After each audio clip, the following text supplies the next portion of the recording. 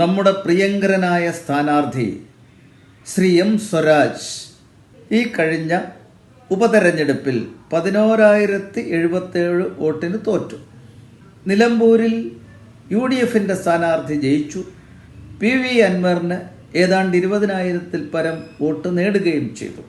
ഏതായാലും എം സ്വരാജിൻ്റെ പരാജയം അതിദാരുണമായ ഒന്ന് എന്ന് പറയാതിരിക്കാൻ നിവർത്തിയില്ല. കാരണം അൻവറിൻ്റെ വോട്ട് ഇടതുപക്ഷത്തിന് കിട്ടേണ്ടിയിരുന്ന വോട്ടാണ്. അങ്ങനെ നോക്കുമ്പോൾ ഏതാണ്ട് 30,000-ൽ പരം വോട്ടുകൾക്കാണ് നമ്മുടെ സ്ഥാനാർത്ഥി തോറ്റത്. പക്ഷേ അദ്ദേഹം പ്രശസ്തനായ ഒരു പാർട്ടി പ്രവർത്തകനാണ്. അതായത് 2016 മെയ് 19 തൃപ്പൂണിത്തറ മണ്ഡലത്തിൽ നിന്നും ഇദ്ദേഹം മത്സരിച്ചു വിജയിച്ചു.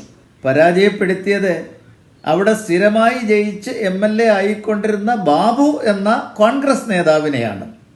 മാത്രവുമല്ല, ബാബു എക്സൈസ് മന്ത്രിയുമായിരുന്നു. അങ്ങനെ മന്ത്രിയെ തോൽപ്പിച്ച് മിന്നുന്ന വിജയം നേടി നിന്നയാളായിരുന്നു എം സ്വരാജ്. അതിനുശേഷം 2021 മെയ് 2 നടന്ന അസംബ്ലി തെരഞ്ഞെടുപ്പിൽ നമ്മുടെ സ്ഥാനാർത്ഥി ഏതാണ്ട് 992 വോട്ടിന് ബാബുവിൻ്റെ കൈക്ക് പരാജയപ്പെട്ടു. ഇതെല്ലാവരെയും ഞെട്ടിച്ച ഒന്നായിരുന്നു. കാരണം അദ്ദേഹം അങ്ങനെ തോൽക്കാൻ പാടില്ല, തോക്കേണ്ട സ്ഥാനാർത്ഥിയുമല്ല. പക്ഷേ അദ്ദേഹത്തിനൊരു അക്കിടി പറ്റിപ്പോയിരുന്നു. ശബരിമല വിഷയവുമായിട്ട് നടന്ന നമുക്കറിയാം സംഘർഷങ്ങളും പ്രശ്നങ്ങളും ഒക്കെ ഉണ്ടായി. അങ്ങനെ ഇരിക്കെ നമ്മുടെ എം സ്വരാജ് ഒരു പ്രസംഗം അങ്ങ് കാച്ചി. ഇനിയിപ്പോൾ ശബരിമലയിൽ ഒരു പ്രശ്നവുമില്ല, സ്ത്രീകൾക്കൊക്കെ പ്രവേശിക്കാം. കാരണം എന്താ? അയ്യപ്പൻ മാളികപ്പുറത്തമ്മയെ വിവാഹം കഴിച്ചു. സ്ത്രീകൾക്ക് കയറിക്കൂടാന്നായിരുന്നല്ലോ. അപ്പോൾ അയ്യപ്പനൊരു ഭാര്യയുള്ള സ്ഥിതിക്ക് പിന്നെ സ്ത്രീകൾ കയറുന്നതിന് യാതൊരു പ്രശ്നവുമില്ല എന്ന് പറഞ്ഞ് അദ്ദേഹം നിത്യബ്രഹ്മചാരിയായ അയ്യപ്പസ്വാമികളെ അവഹേളിച്ചു, ആക്ഷേപിച്ചു. മാളികപ്പുറത്തമ്മയെയും അദ്ദേഹം ആക്ഷേപിച്ചു. അതിനുശേഷമാണ് നമ്മുടെ എം സ്വരാജിന് ഈ കനത്ത പരാജയം ഏൽക്കേണ്ടി വന്നത്. ഇപ്പോഴത്തത് മാത്രമല്ല, 2021 ഇപ്പോൾ 25 പരാജയം ഏൽക്കേണ്ടി വന്നു. ശബരിമല വെള്ളം പൊങ്ങിയതിന്, പമ്പയാറ് കവിഞ്ഞൊഴുകിയതിന് ഒക്കെ അദ്ദേഹം ആക്ഷേപിക്കുകയാണ്. പക്ഷേ ഇപ്പോൾ അദ്ദേഹത്തിന് ഒരു മനമാറ്റം വന്നതായിട്ടാണ് അറിയാൻ കഴിയുന്നത്. തനിക്ക് പറ്റിയ തെറ്റായിരുന്നു അയ്യപ്പനെ അവഹേളിച്ചത് എന്നുള്ളതൊരു തിരിച്ചറിവ് അദ്ദേഹത്തിന് വന്നു എന്നാണ് പറയപ്പെടുന്നത്.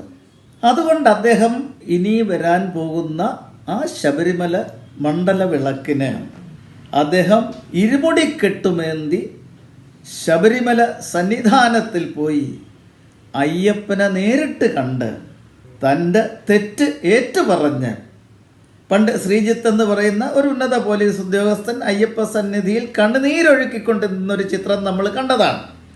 അദ്ദേഹത്തിൻ്റെ പാത പിന്തുടർന്നുകൊണ്ട് ഇദ്ദേഹവും കണ്ണുനീര് കുടുകുടാ ഒഴുക്കിക്കൊണ്ട് അയ്യപ്പൻ്റെ മുൻപിൽ നിന്ന് ക്ഷമാപണപൂർവം ഭക്തി പുരസ്സരം മാപ്പപേക്ഷിച്ച് തൻ്റെ തെറ്റുകൾ പൊറുക്കണമേ എന്ന് യാചിച്ച് അയ്യപ്പൻ്റെ സ്നേഹവും അനുഗ്രഹവും പിടിച്ചു പറ്റി അടുത്ത തെരഞ്ഞെടുപ്പിൽ വൻപിച്ച ഭൂരിപക്ഷത്തോട് ജയിക്കാൻ സാധിക്കും എന്നുള്ളൊരു വിശ്വാസത്തോടു കൂടിയാണ് അദ്ദേഹം ഇനി മല ചവിട്ടാൻ പോകുന്നത്.